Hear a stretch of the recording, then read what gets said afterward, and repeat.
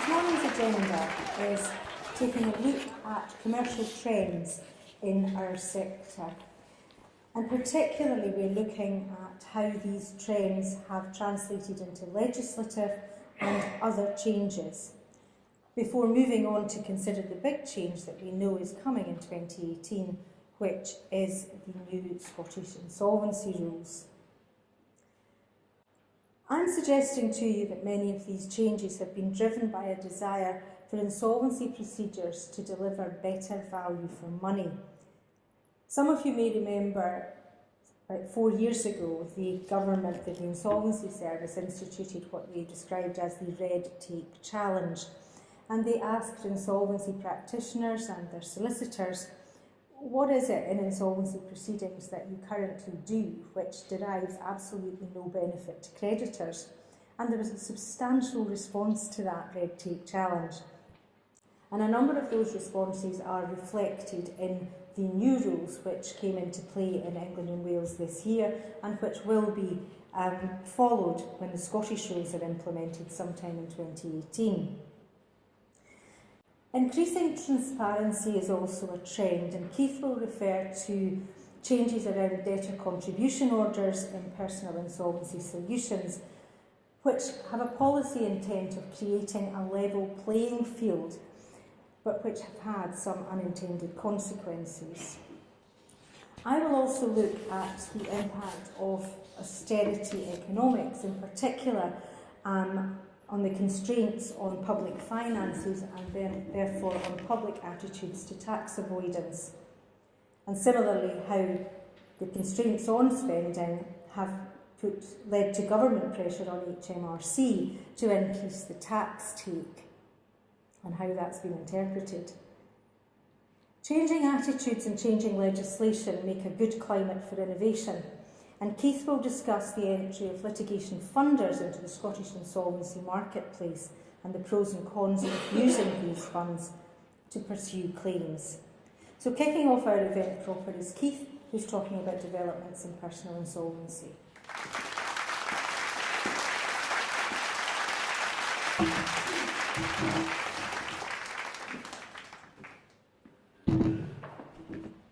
Thank you, Maureen, and good morning, everybody, on this wet, miserable day. And I can assure you that the weather in Edinburgh is every bit as bad. As Maureen said, I'm going to start off by looking at the debt arrangement scheme and some of the changes that we've seen there, and somewhat disappointingly and surprisingly, the fall in the number of DAS schemes.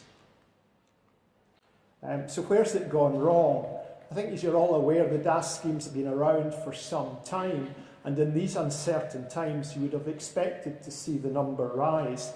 However, we've actually seen the reverse, with DAS figures falling over the last couple of years. And that chart shows that the drop-off in numbers. We've gone from a peak in 2015-16 of 4,156 cases to 2,043. Now, I would suggest this is likely due to a number of reasons, including legislative changes and the availability of DAS from insolvency practitioners. The attractiveness of DAS relative to other statutory debt solutions could also have been affected by changes to regulatory procedures operated by the Financial Conduct Authority in relation to money advisors and insolvency practitioners. And other factors such as low interest rates, which it's meant easier for people to service their current debt, PPI claims, which has generated funds which have enabled debts to be settled, and the use of unregulated debt payment plans, which have no requirement to include all debts and more flexibility around contribution levels. Initially, when DAS first came out, there was no requirement to include all debts. This was then amended so that all debts had to be included. However, the AIB is now considering reversing this in part to allow some debts, such as mortgage arrears, to be excluded. The AIB is also currently considering whether all the surplus income available must be used or if the debtors should have more choice in the level they wish to contribute. For example, if someone has surplus income of £300 per month available, yet a contribution of £200 per month would allow their debts to be cleared in a reasonable amount of time, why can they not just contribute £200 per month? And as Maureen referred to, we've seen further change being discussed in relation to the common financial tool and move over to a standard financial statement which will be used UK-wide to help determine contribution levels. While Scotland was the first part of the United Kingdom to adopt the concept of a common financial tool in legislation underpinning debt solutions, further work has since been carried out to develop a standard financial statement, and it's intended to provide a single format for assessing a debtor's income and expenditure for all debt management and debt relief products across the whole of the UK, and it will provide consistency and assurance for both the money advice sector and creditors that the debtor will be paying no more and no less than is appropriate towards their debts. We're seeing rises level of personal debt, and the Treasury Select Committee has recently announced an investigation into household debt. The investigation comes amid growing concerns over borrowing levels, with the amount of debt amassed on credit cards, personal loans and car deals now at the same level as it reached before the 2008 financial crisis, and that's more than £200 billion of personal debt. There are also fears that the recent Bank of England interest rate hike could have a damaging impact, and with increases forecast over the next 2 years, will we see DAS figures rise? I'd now like to move on to the Bankruptcy Scotland Act 2016. We've seen a number of changes in the bankruptcy legislation over the last few years, and the most significant ones were contributions, which were extended to 4 years. The discharge of the debtor is no longer automatic at the end of 1 year as it was. Acquirenda is open to accessibility by the trustee over a 4-year period. And we've also seen a delegation of powers from the courts to the accountant in bankruptcy. I would suggest that's not a particularly welcome development, and I dare say that's echoed by all the solicitors in the room. And we've seen debtor contribution orders, recall of sequestration, directions to trustees and bankruptcy restriction orders all falling to the accountant in bankruptcy. Currently, or previously, we were working with up to 6 different pieces of legislation, and it's been a long time coming. However, we now have the Bankruptcy Scotland Act 2016, which is a consolidating act which does not introduce any new legislation.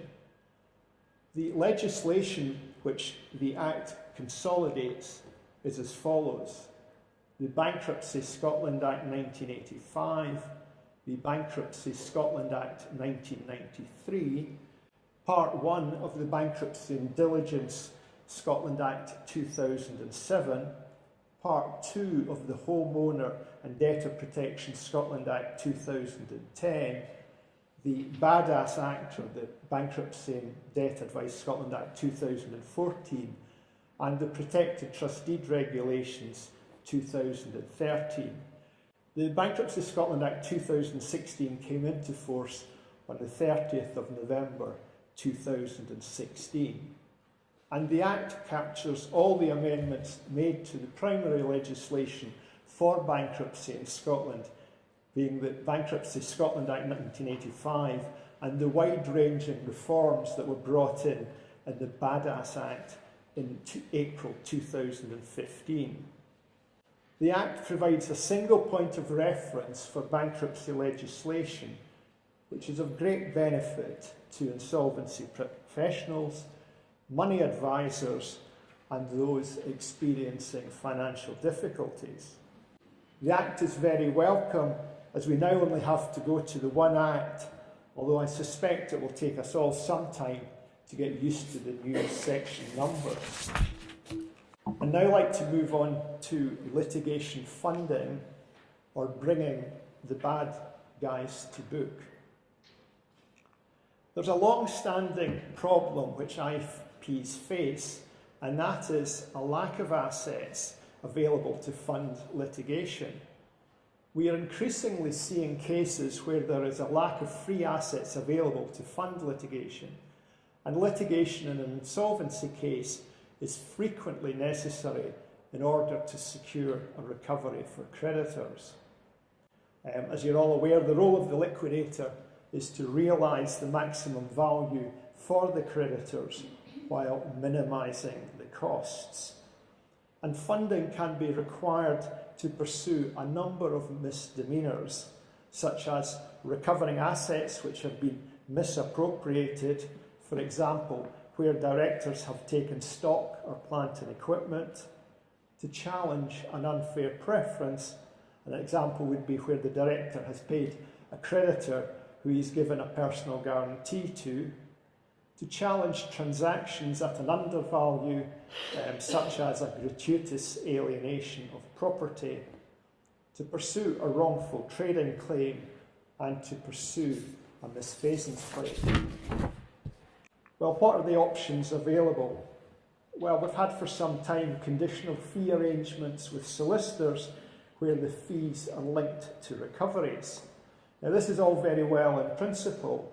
However, what priority is given to a case taken on a speculative basis? There's the option of the IP funding the litigation. However, what appetite is there for that?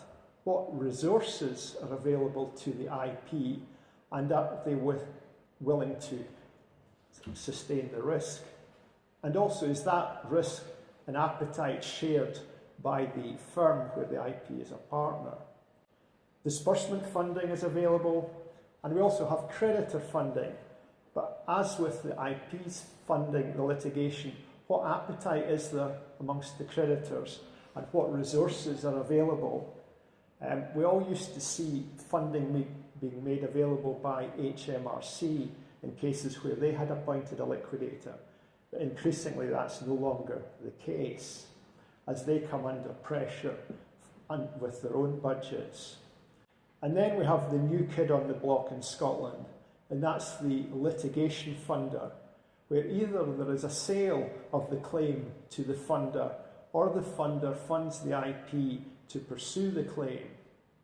And different litigation funders offer different funding options and investment terms. And for an IP, it's important to ensure that you're acting in the best interests of the creditors, which means ensuring that the funding terms offered are reasonable in all of the circumstances. And what this means in practice varies on a case-by-case basis and is normally dependent upon a balance between the value of the claim and the level of funding required. Funding's not always the cheapest solution, but it may be the most commercial. Indeed, without funding, it may not be possible to pursue the claim at all. And litigation funders provide an array of funding and case management solutions for IPs.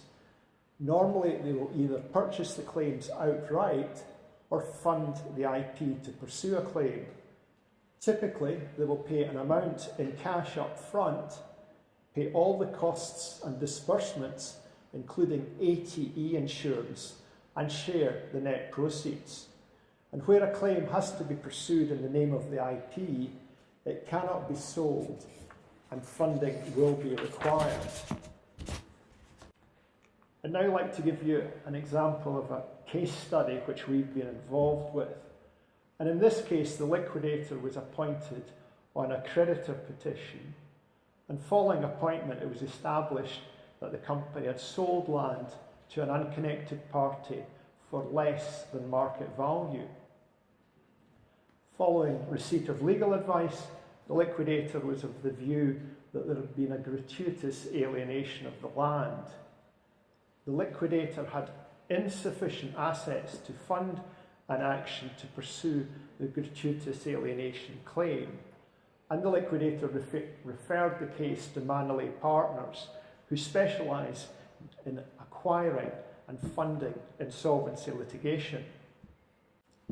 Manolete reviewed the case and agreed a funding agreement within 5 days of the referral, and the funding agreement was based on the following provisions.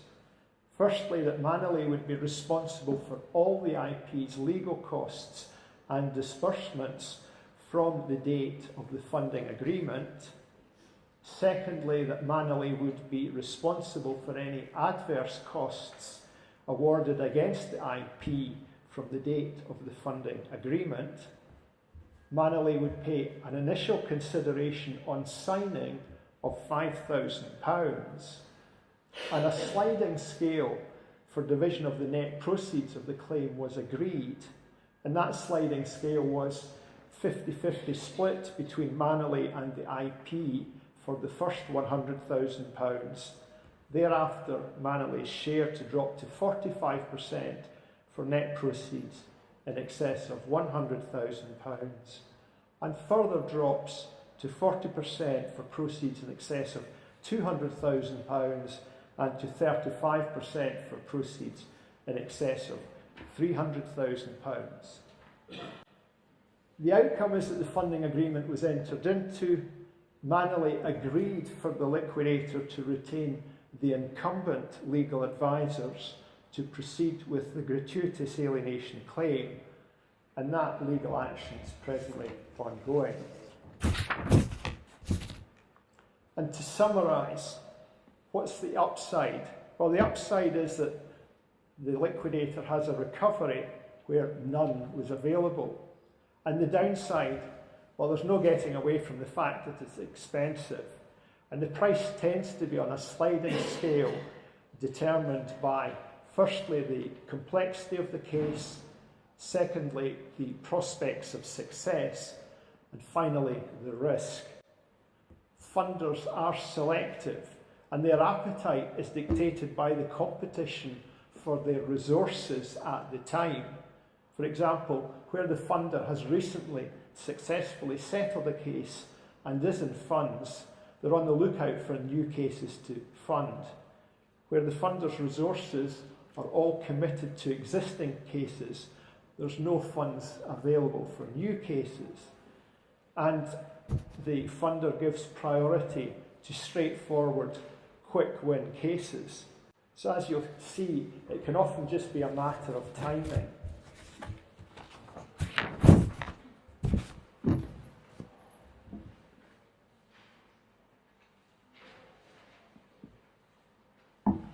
Now I'd like to turn to DIY disasters, or unregulated managed wind downs.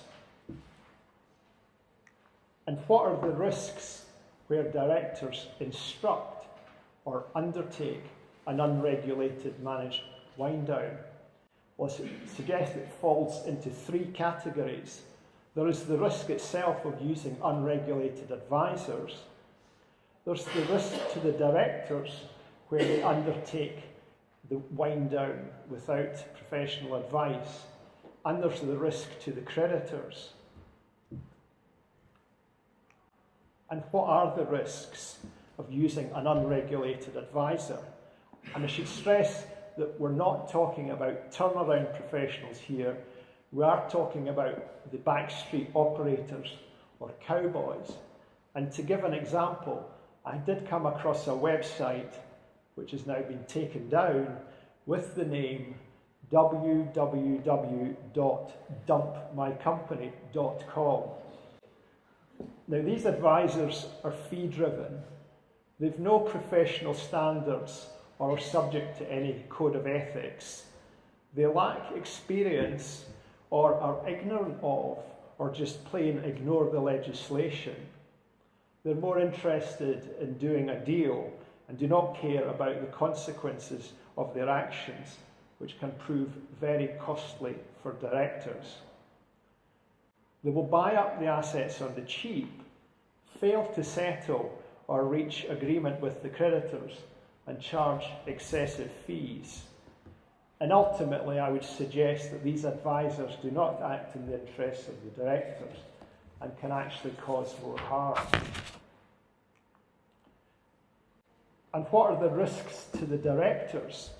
Well, the directors dispose of the assets at an undervalue or to a connected party, and there's the risk of a challenge by that creditor, such as HMRC, who proceed to appoint their own liquidator. The directors grant an unfair preference.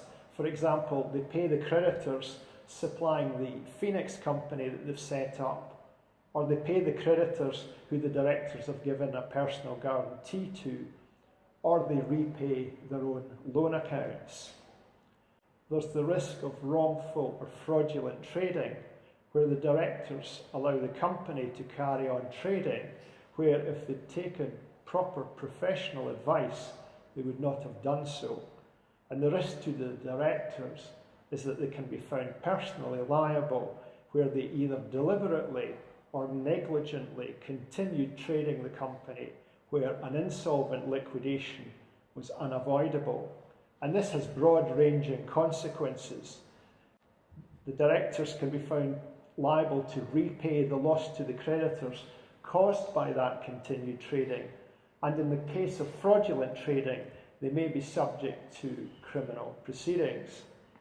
There's the risk of reputational damage for the directors, and the creditors will want to know why the directors are choosing to wind up the company and not appoint professional advisors.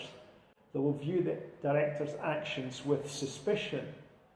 What are the directors trying to avoid?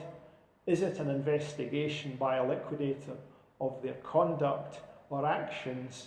And are the directors trying to avoid directors' disqualification? And I would suggest that for the directors, the reverse is likely to apply, and creditors such as HMRC will take steps to liquidate the company and appoint their own liquidator. And in that situation, the directors have lost all control. And what are the risks for the creditors? Well, the creditors have no control over the whole process. They've no confidence that the interests of the creditors are being given priority. And are the directors pursuing their own agenda? There's no external scrutiny of the director's conduct. And what happens to those assets subject to finance agreements, landlord's hypothec, or a retention of title claim? And where the director or the director's unregulated advisor disposes of the company's assets, what happens to those proceeds? I'd now like to look at exiting for companies that are solvent. The liquidation process is predominantly associated with insolvent companies.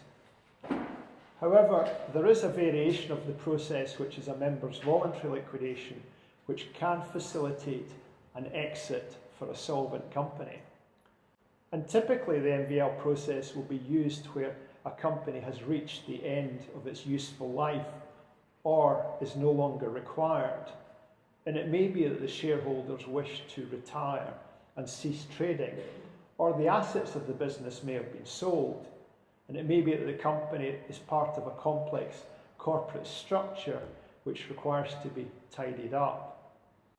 In many such instances, one option to be considered would be to apply for the company to be struck off at Companies House.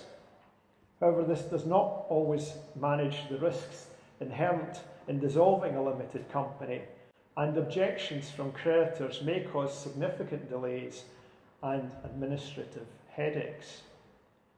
If the company has more than 25,000 of assets available for distribution, exiting via an MVL means that the distributions will be treated as capital distributions in the hands of the shareholders and taxed accordingly, and distributions can be in cash or in specie.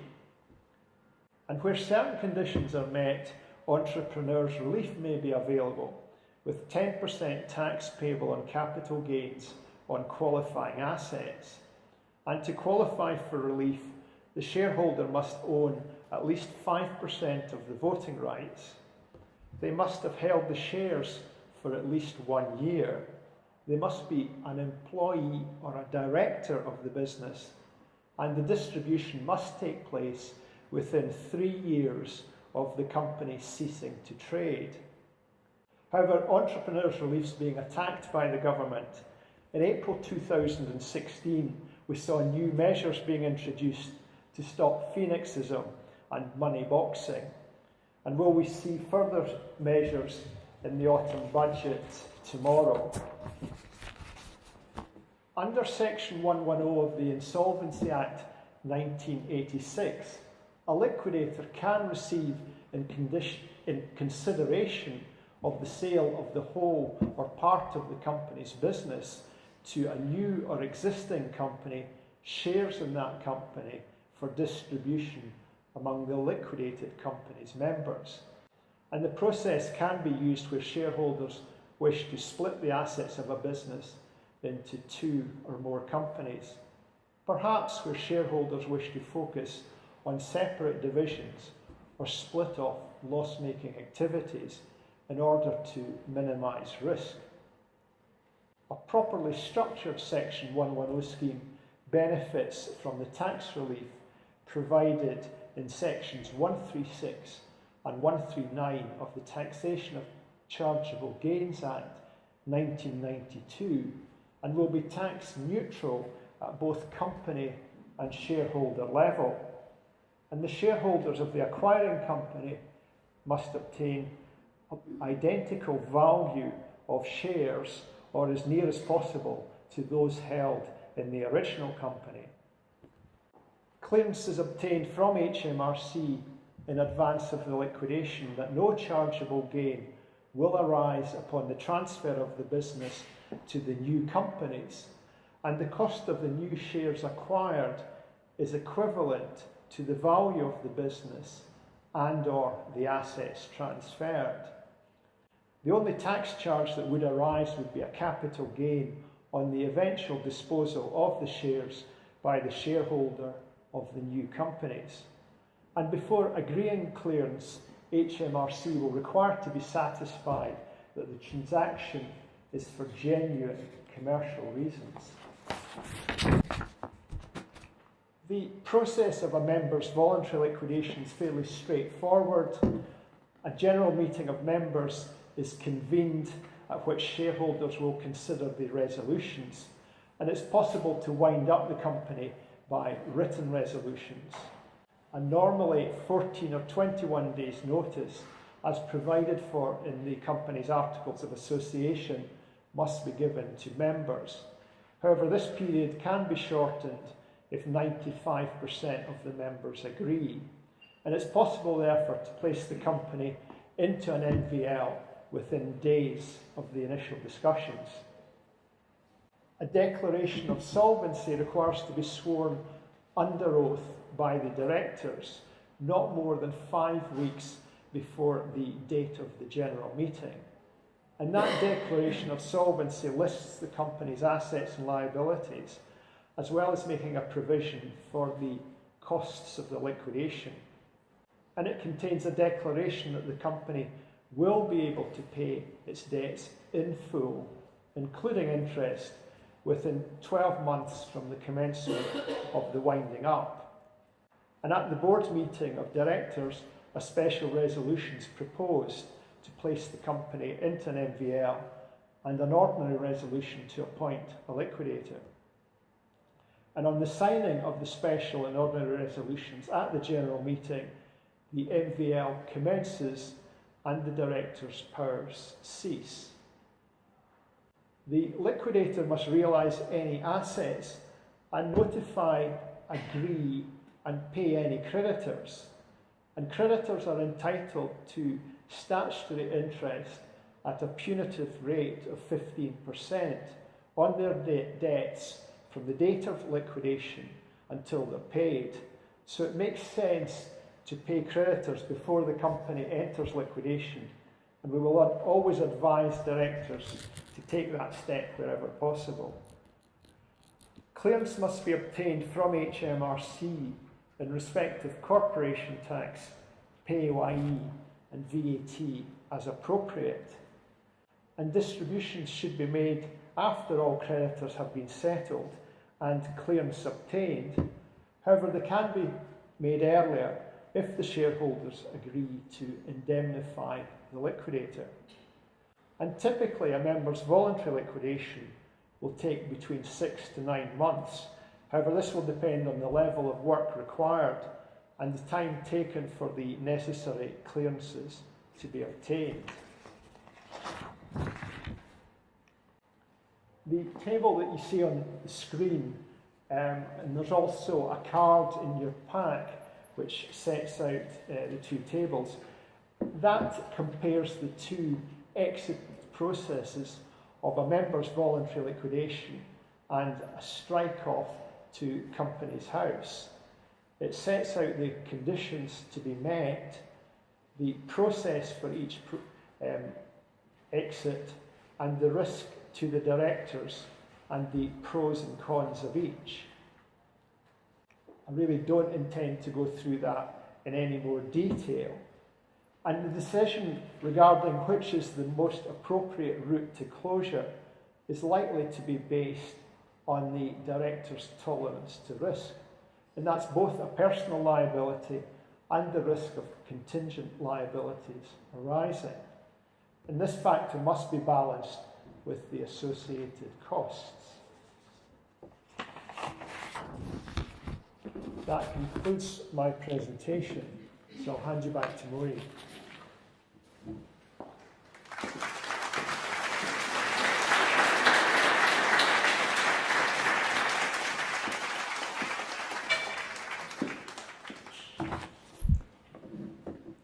And it's over to me to talk to you about my current favourite subject, which is tax avoidance, and not simply because it's brought me into contact with several ex-professional football players who've brought just a wee bit of sparkle back to my life recently. I suggested in my introduction that austerity has been a significant driver in the crackdown on tax avoidance. HMRC has come under considerable pressure from the government to get tough on the huge sums lost to the revenue, not just in formal tax avoidance schemes, but to the black economy more generally. The media frenzy which surrounded the so-called Rangers big tax case first probably took tax avoidance out of the financial press and onto the front pages, to say nothing of into the several pubs in certain areas of Glasgow, where suddenly the world was populated by experts on EBTs. But tax avoidance is, as we can see from the slide, big news, and there's no doubt that public tolerance of it is at an all-time low. HMRC has also enjoyed significant successes in its challenges to aggressive tax planning schemes, such as Ingenious, which the two Garys in my slide, the Garys Lineker and Barlow, were both part of. Being exposed, if you like, in that way carries an enormous risk to the reputation of our national treasures, including Her Majesty, whom I'm sure will weather the storm. But Gary Barlow made immediate moves to settle his liability to HMRC as soon as his involvement in the Ingenious scheme became public. And Gary Lineker, who is nearly as fond of tweeting as Donald Trump is, immediately tweeted that he had coughed up years ago. The impact of the decision, the final decision in the EBT case involving Rangers Football Club, will have far-reaching effects in many boardrooms, not just in the boardrooms of football clubs. The decision went considerably further than HMRC expected it to go, and currently the only reason that we've not seen moved by HMRC against those who use DBTs is because it's currently stuck in policy as they decide exactly how far they're going to tell their enforcement people to go in the collection of what they perceive now as underpaid revenue. HMRC are on a roll, legally speaking. In 2016-17, they won 22 of the 26 cases they took to court.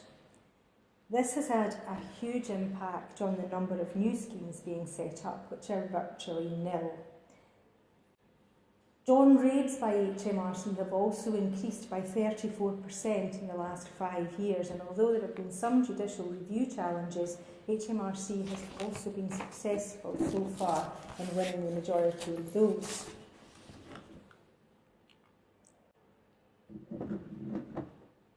I think that it's fair to say that public distaste for aggressive tax planning is reflected in an aggressive collection regime, which shifts the burden of proof away from HMRC onto the taxpayer through the mechanism of accelerated payment notices, or APNs. In effect, an APN says we, HMRC, believe you, Mr. Taxpayer, have been part of a scheme, the primary purpose of which is to avoid tax. We believe you've benefited by your membership of the scheme by at least the amount shown in the APN. So basically you've got 90 days to pay up, or we'll take further action against you to recover the debt. There's a few important points to note about APNs. First, they can only be issued where the taxpayer has been a member of a scheme which has a DOTAS reference, DOTAS standing for Disclosure of Tax Avoidance Scheme. These references were allocated to tax planning schemes way back as early as 2003, 2004. And effectively, by giving these schemes such a reference number, HMRC was flagging, even at that time, that they considered that these schemes were tax avoidance, and that membership of the schemes put those members firmly on the radar of HMRC. There is a list of DOTAS references on our website. Failure to pay the APN within the specified period does constitute cash flow insolvency, and it paves the way for HMRC to open either bankruptcy or winding up proceedings. The amount demanded on the HMRC is rarely the total tax due. The APN amount does not include interest or penalties, and any possible future benefits which might arise to the taxpayer notionally or actually. It's therefore very important, if your client remains a member of the scheme, to terminate that membership ASAP. And bear in mind that many of the people affected by this entered the schemes when they were high earners, and now that they might be earning considerably less than they were. That's certainly true of the former professional football players who have been caught out, whose earnings have fallen from hundreds of thousands of pounds a week to maybe £30,000 or £40,000 per annum. Even if they wish to settle the liability, they simply don't have the means to do so, and certainly not within a 90-day time period. But it's not just celebrities that are on HMRC's radar. It's all kinds of Joe Public that HMRC believes might be paying less tax than they should.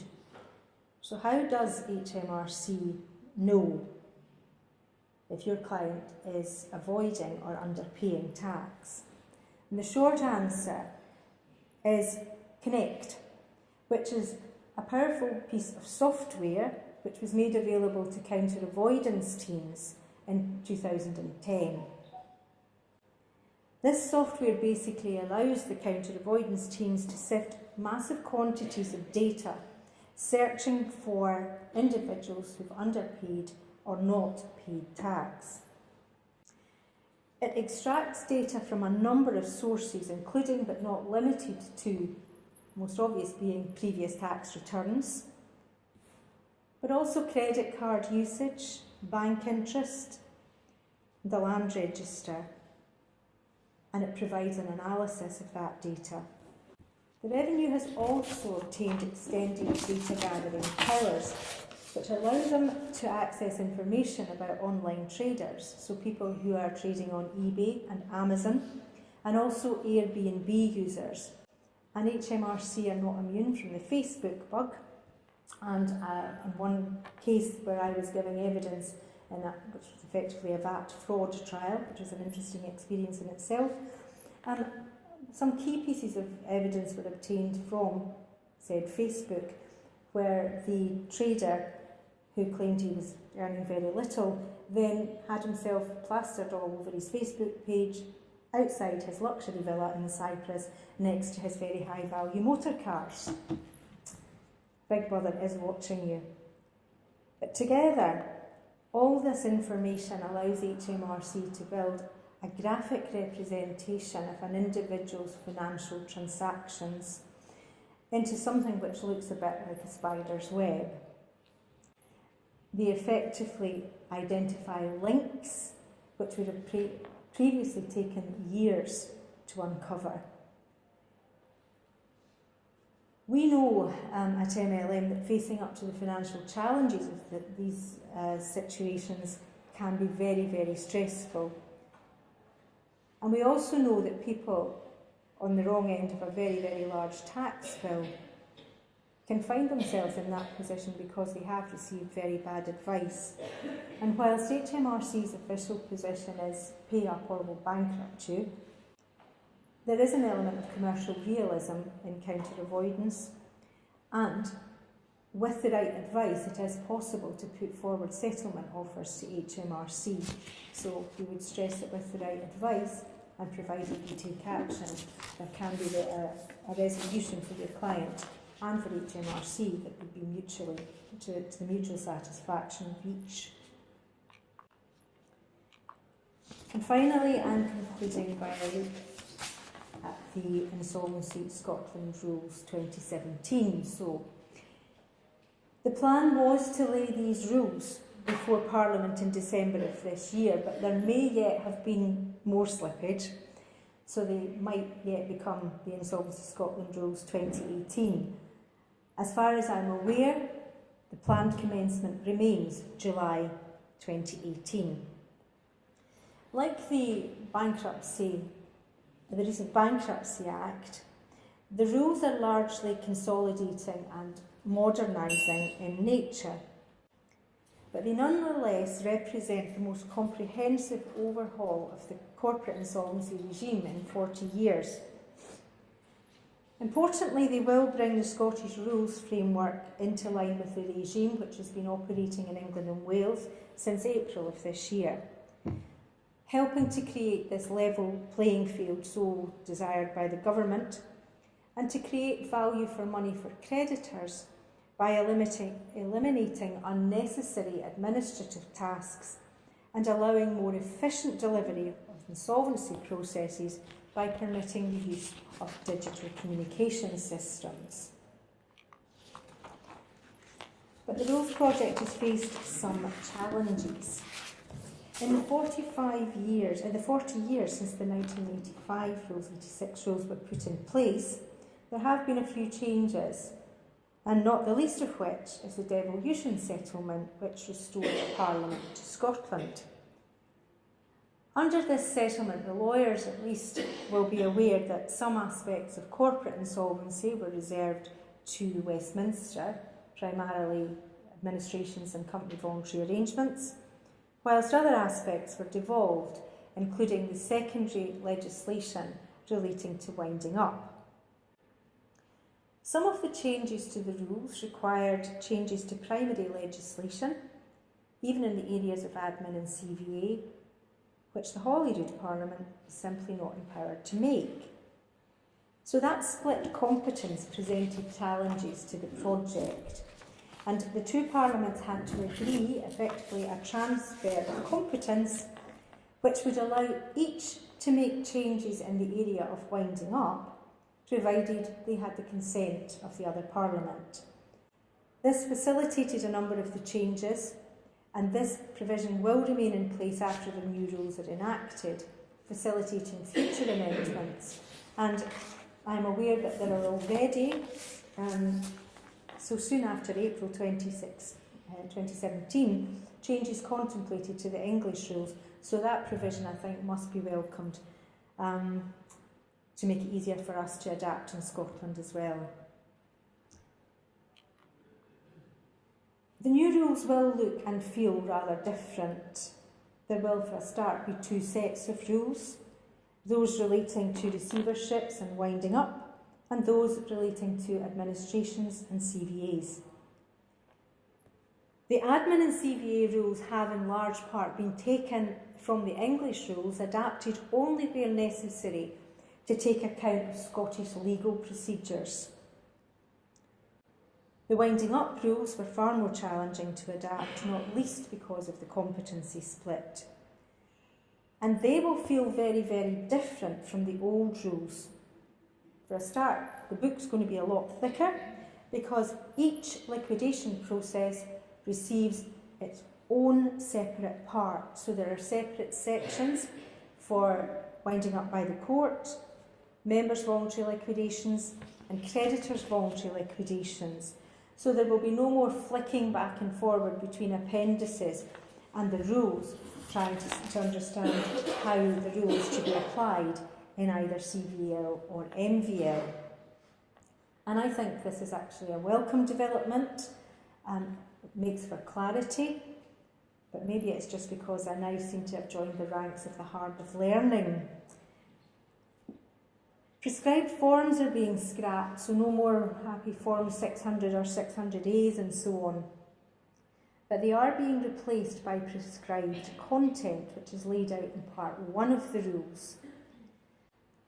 I'm not convinced that this will deliver significant benefit to creditors, to IPs, or their lawyers, but it seems to me that it puts compliance consultants in a good place to make quite a lot of money.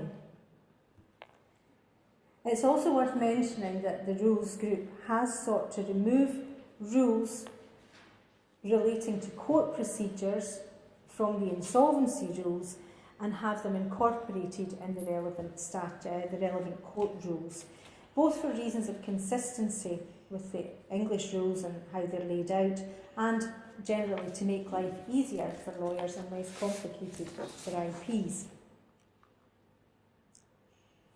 The other significant change is the introduction of the concept of common parts. So that's matters which apply in every corporate insolvency process. So how we deal with claims and distributions, how decisions are to be made in the process, proxies and creditor representation, composition of creditor and liquidation committees, the EC regulation, and permission to act as a director of a company with a prohibited name. But reporting and remuneration of office holders, we have not followed the English rules and the English requirement to create fee estimates, etc. Generally speaking, there was satisfaction with the manner in which the remuneration of liquidators, administrators and so on is dealt with in Scotland through the mechanism of the court reporting process. We have, however, sought to reflect in the rules how we actually deal with reporting requirements in practice. In statute, we're required in a liquidation to report to the court on a 6-monthly basis and to apply for a reporter to be appointed to determine our remuneration. In reality, we all know that doesn't happen. We end up submitting a note at the end of the process saying, well, asking the court to waive our failure to submit these reports. We are trying to ensure that the rules, when final as drafted, will reflect that practice and remove that artificial application to court at the end of the process.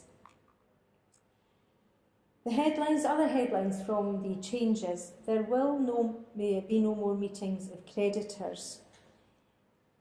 Creditors' meetings will no longer be the default means of making decisions in corporate processes.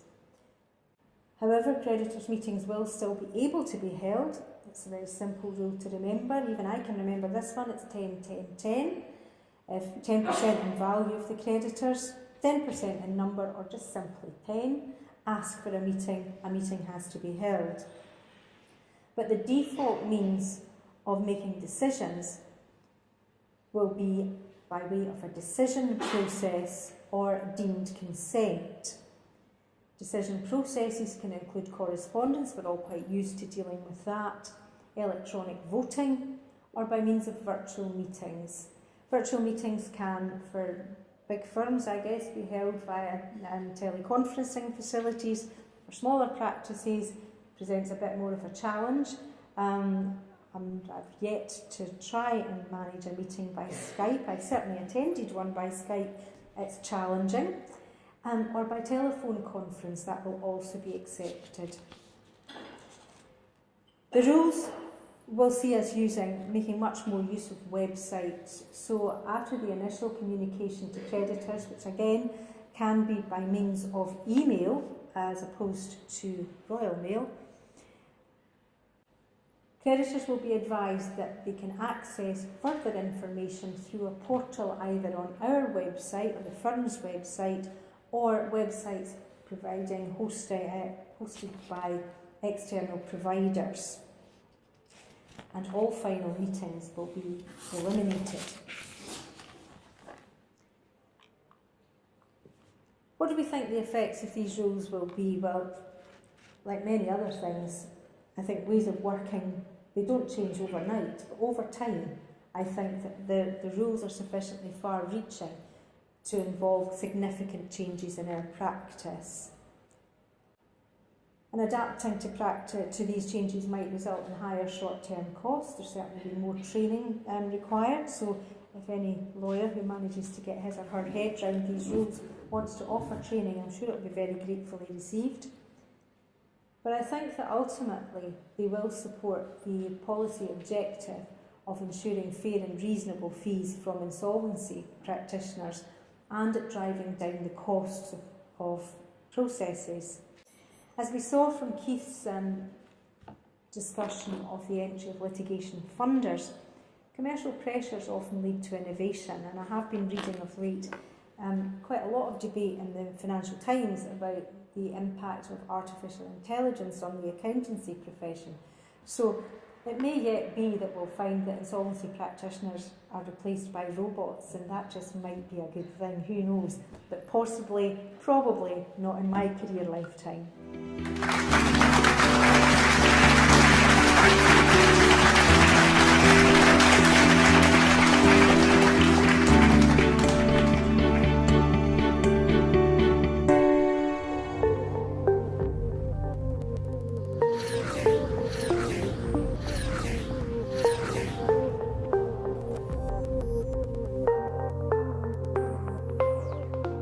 There's an enormous amount of uncertainty in the business world. IndyRef 2, Brexit, volatile markets, the impact of technology and automation in the workforce, snap elections, extreme weather, the Trump effect, rising inflation, an increasingly mobile workforce. fluctuating currencies. These factors add up to a massive amount of uncertainty. Uncertainty is the new reality. The uncertainty creates opportunities. So the question for a business owner is, how do you capitalise on the opportunities and avoid the threats? You would work with a company who is established, trustworthy and expert. Such as MLM. But every business advisor would say that the question is, how do we prove it? What makes MLM different? We would consider MLM to be industry leaders. MLM has been involved at the heart of the industry in helping develop policy and working on policy groups, as well as leading the Insolvency Practitioners Association. We offer innovative services like MLM Accomplish. This demonstrates that we are extremely well regarded by both our partners, our peers and our clients. MLM are reputable and regulated. Our insolvency practitioners are regulated by the IPA and by the Institute of Chartered Accountants Scotland. We are also regulated by the Financial Conduct Authority. This means that we can be confident that our solutions are legal, ethical and fairly structured.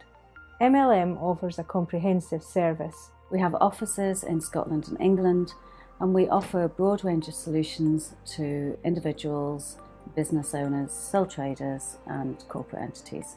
Regardless of your circumstances, MLM are here to support you.